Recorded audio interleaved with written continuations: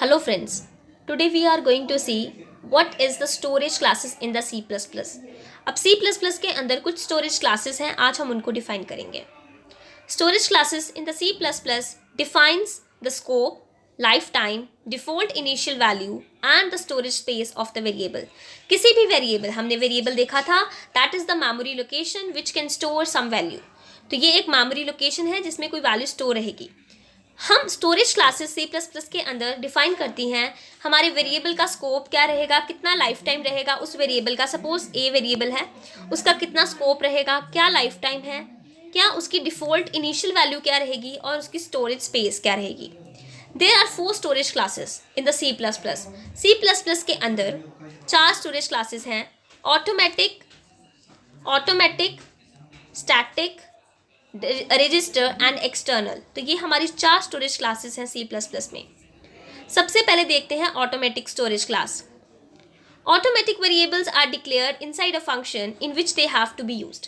Automatic variables वो variables हैं, हम यहाँ पे कुछ प्रोग्राम बना रहे हैं और उसके अंदर मैंने एक फंक्शन ले लिया, फंक्शन का नाम लिया मैंने ABC.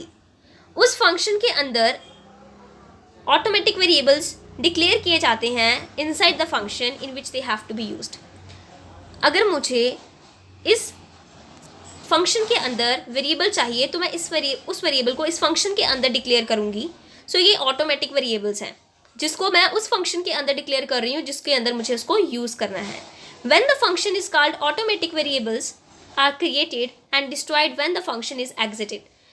ऑटोमेटिक वेरिएबल्स कॉल होंगे जब फंक्शन उसे कॉल करेगा, क्रिएट होंगे जब फंक्शन कॉल करेगा. ये देखिए, अगर मेरा कोई फंक्शन है ABC और उसके अंदर मैं एक वेरिएबल यूज़ कर रही हूँ इन टाइप का A, मेरा ये वेरिएबल तभी क्रिएट होगा जब मेरा फंक्शन इसको कॉल करेगा और ये फंक्शन डिस्ट्रॉय हो जाए. ये हमारा जो वेरिएबल है वो डिस्ट्रॉय हो जाएगा जब हमारा ये फंक्शन से एग्जिट हो जाएगा. When the function is exited it will be destroyed. ठीक है. Next, automatic variables can not be used outside that function. Automatic variables कभी भी फंक्शन के बाहर यूज नहीं होंगे. In which it is declared, it means we can say that it is a private member. हम कह सकते हैं कि वो प्राइवेट मेंबर है, इसलिए वो कभी भी आउटसाइड द फंक्शन यूज नहीं होगा.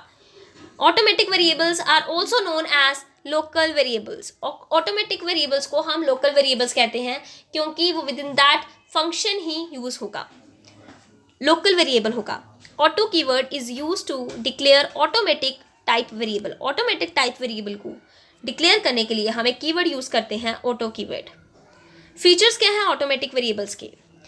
स्टोरेज मेमोरी में, डिफ़ॉल्ट इनिशियल वैल्यू हमारी अनप्रिडिक्टेबल वैल्यू, कोई भी गार्बेज वैल्यू वो इनिशियली उसमें डिफ़ॉल्टली डाल देगा. लाइफ जो रहेगी उसकी तभी तक होगी जब तक जिस फंक्शन के अंदर उसको डिफाइन किया है वो रहेगा. Till the control remains with in the function in which it is defined. जब उस कंट्रोल जो है उस फंक्शन पे रहेगा, जब तक कंट्रोल उस फंक्शन पे रहेगा जिसके अंदर उसे डिफाइन किया है तभी तक ही उसका लाइफ टाइम रहेगा. जब वो फंक्शन हमारा कंट्रोल उसके हट जाएगा तो उसके बाद हमारा जो फंक्शन है, जो हमारा वेरिएबल है वो डिस्ट्रॉय हो जाएगा. स्कोप जो है इसका हमेशा लोकल टू द फंक्शन रहेगा और इसको हम ऑटो वेरिएबल से डिफाइन करेंगे. ये हमारे पास एक प्रोग्राम है, मैंने एग्जाम्पल कंसीडर किया है.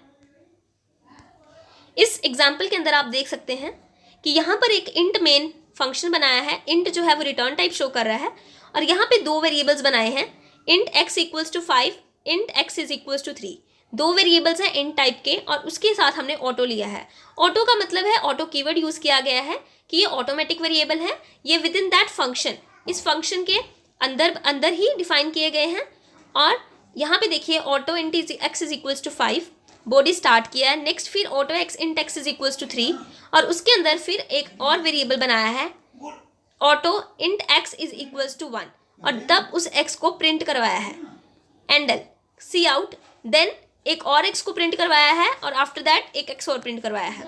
अब देखिए आउटपुट किस तरह से आएगी. Value of the innermost x is 1, out of this block value is 3, out of this block is 5. तो ये देखिए, सबसे पहले इनरमोस्ट जो ब्लॉक है, इनरमोस्ट ब्लॉक जो है जिसकी वैल्यू 1 है, पहले वो प्रिंट होगा. उसके बाद उसकी आउटरमोस्ट जो वैल्यू है वो क्या है 3, तो 3 प्रिंट होगा. आफ्टर दैट उसकी जो आउटर मोस्ट वैल्यू है x की 5, तो 1 3 5 का सीक्वेंस जो है प्रिंट होगा। iostream डॉट एच हमने यहाँ पे यूज़ किया है header file, using namespace dot S T D int main function, then हमारी ये आउटपुट आ गई। तो इस तरह से value of innermost x is 1 and out of this block value is 3 and out of this block is the 5। Next है static storage class. Static storage class जो है static variables, it can be used anywhere in program inside और outside of a function और a block. किसी भी function किसी भी block के आउटसाइड या इनसाइड हम इन तरह के वेरिएबल्स को, स्टैटिक वेरिएबल्स को यूज़ कर सकते हैं किसी भी जगह पे प्रोग्राम में। A value of static variable exist until the end of program. जब तक हमारा प्रोग्राम एंड नहीं हो जाता तब तक स्टैटिक वेरिएबल्स वहाँ पे एग्जिस्ट करेंगे, उनकी वैल्यू एग्जिस्ट करेगी। Static variable which is declared inside a function is called internal static variable and it cannot be used outside that function. अगर मैंने कोई फंक्शन बनाया, उसके अंदर मैंने एक स्टैटिक वेरिएबल बनाया, तो अगर मैं किसी फंक्शन के अंदर स्टैटिक वेरिएबल बना रही हूँ उसे इंटरनल स्टैटिक वेरिएबल कहते हैं और उसको हम बाहर फंक्शन के बाहर यूज़ नहीं कर सकते। Static variable which is declared outside a function is called external static variable. अगर कोई स्टैटिक वेरिएबल को हम फंक्शन के बाहर डिफाइन कर रहे हैं उसे हम एक्सटर्नल स्टैटिक वेरिएबल कहते हैं। It can be used in all function of that program. उसको हम सभी फंक्शंस में यूज़ कर सकते हैं उस प्रोग्राम के। उसकी मेमोरी जो स्टोरेज है वो मेमोरी इनिशियली जो उसकी डिफ़ॉल्ट वैल्यू रहेगी स्टैटिक वेरिएबल की वो 0 रहेगी। ऑटोमेटिक के केस में वहाँ पे अनप्रिडिक्टेबल कोई भी गार्बेज वैल्यू दे देता था। इस default initial value for the static variable is 0। Lifetime static variable की जो वैल्यू है वो तब तक रहेगी it persist between the different function calls. And scope इसका क्या है, local to the function in which the static variable is defined.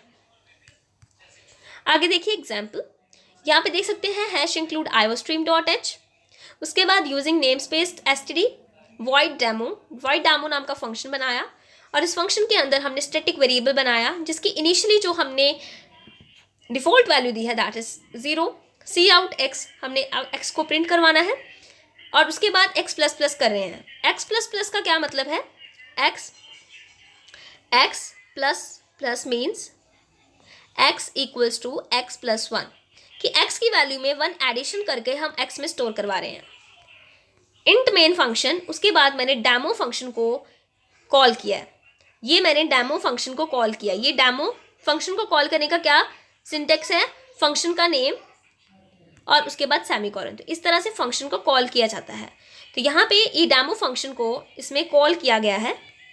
Demo function को कॉल करने पे हमारे पास क्या क्या वैल्यूज़ आएंगी। सबसे पहले स्टैटिक इंट x में जो वैल्यू रहेगी 0 रहेगी। उसके बाद उसने 0 प्रिंट करवा दिया on the output screen. Next time again उसको कॉल किया गया और उसमें पहले जो वैल्यू थी 0 वैल्यू थी, उसके अंदर x is equals to x plus 1 हुआ तो आपकी वैल्यू आ गई 1, तो यहाँ पे 1 प्रिंट हो गया। After that again demo call हुआ, अगेन डेमो कॉल होने पे 1 के अंदर एडिशन हुआ 1 का तो 2, और after that again 3, 4 bar he call हुआ, 0 1 2 3 हमारी आउटपुट्स आ गई। तो ये देखिए 0 1 2 3 these are the outputs. We can see that demo function is called 4 times and each time value is incremented by 1। हर टाइम जो वैल्यू है वो इंक्रीमेंट हुई by 1। So that's all friends. If you like my video, please like, share, subscribe my channel, and if you have any query, you can ask in comment section. Thank you.